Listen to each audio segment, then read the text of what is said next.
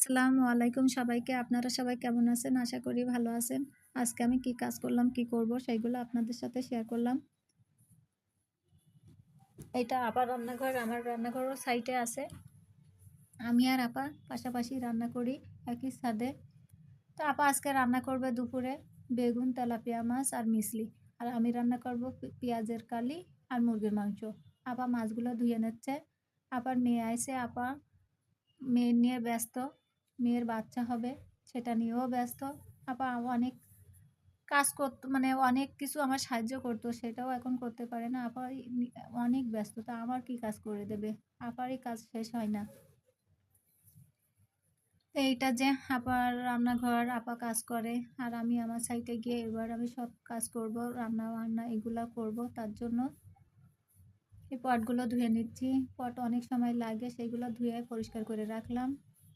তারপরে পেঁয়াজের কালি ভাজবো। তো অল্প একটু পানি দিয়ে হাফ সিদ্ধ করে নেব, কারণ আমি অনেক সময় তেল দিয়েও ভাজি, কিন্তু আজকে সেটা করলাম না। পেঁয়াজের কালিটা আজ কয়দিন হচ্ছে এনে রাখছি, এটা একটু শক্ত মতো হয়ে গেছে। তো সিদ্ধ হয়, কিন্তু তারপর আমি হাফ সিদ্ধ করে নিয়ে এটা তেলের ওপরে দিয়ে দেব। পেঁয়াজ, রসুন, একটু হলুদ, লবণ দিয়ে সিদ্ধটা করব। পরে আমি মুরগির মাংস রান্না করব, তার জন্য একটু মশলা করব। আমি প্রতিদিনের মশলা প্রতিদিন করি, ফ্রিজে মশলা করে রাখি না। মনে হয় না যে ফ্রিজে এখন মনে হয় যে না ঠিক আছে, কিন্তু একসময় ফ্রিজের সবাই বলে, সবাই কিন্তু সেটাই করে যে মশলা করে ফ্রিজে রাখে। আগের মতো করে ডেলি মশলা ডেলি কেউ করে না। তো আমার কেন জানি ভালো লাগে না সেটা। ডেলি মশলা করে রান্না করলে মজা লাগে তরকারিটা। জিরে মরিচ ছিল না, তো আমি জিরে মরিচটা ভেজে গুঁড়ো করে নিচ্ছি। তারপরে আমার পেঁয়াজের কালিটা হয়ে গেছে, তেলের ওপরেও দিয়ে দিছি, সেটা কিন্তু দেখালাম না। সবগুলো তো আর দেখানো যায় না। এর মধ্যে একটা আপা আইছিল আমাদের বাসায়, উনি বসে আছে, আমি একটু চা দেবো, এই জন্য সব কিছু দেখাতে পারছি না।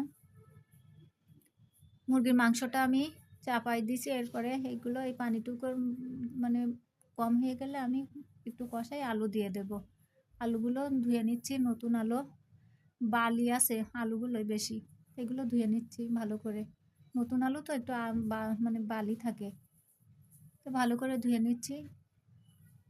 এইটা কিন্তু আজকে আমার দুপুরের রান্না। কেমন হয়েছে আপনারা সবাই কিন্তু কমেন্টে বলবেন। যে চুলাটা লেপা হয়নি অনেক দিন ধরে। তো আপারে অন্য একটা আপা আছে, আপারে বলি আমিও লেপি, কিন্তু সময় পাচ্ছি না বলে হচ্ছে না। তো এই ছিল আমার আজকের ভিডিও। কেমন হয়েছে সবাই বলবেন। ভালো থাকেন, আল্লাহ হাফেজ।